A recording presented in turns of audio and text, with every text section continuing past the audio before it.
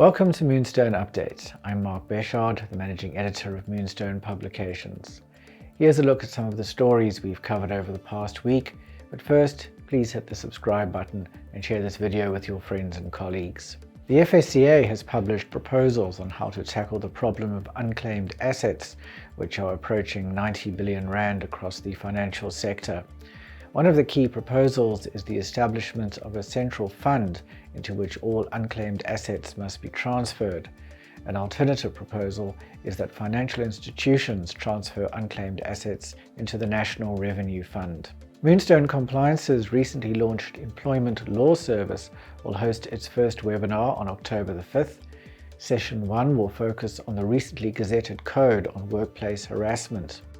Many employers are unaware that the code seeks to eliminate all forms of harassment in the workplace.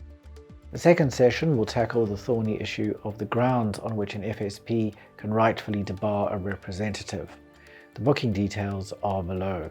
National Treasury has agreed to amend the draft two-part retirement legislation so that fund members can access the savings they accumulated before the system is implemented.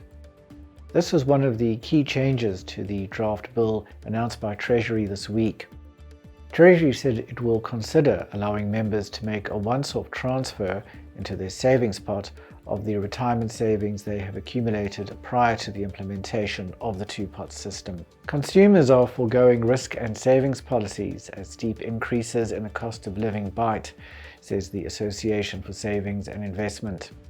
Last year, the long-term insurance industry recorded a significant increase in new risk policies bought in the first half of the year.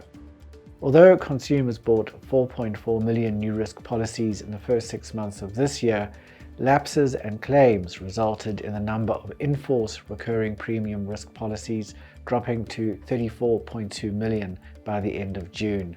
The High Court has placed Constantia Insurance Company in final liquidation after granting the urgent application brought by the Prudential Authority and the insurer's provisional curator.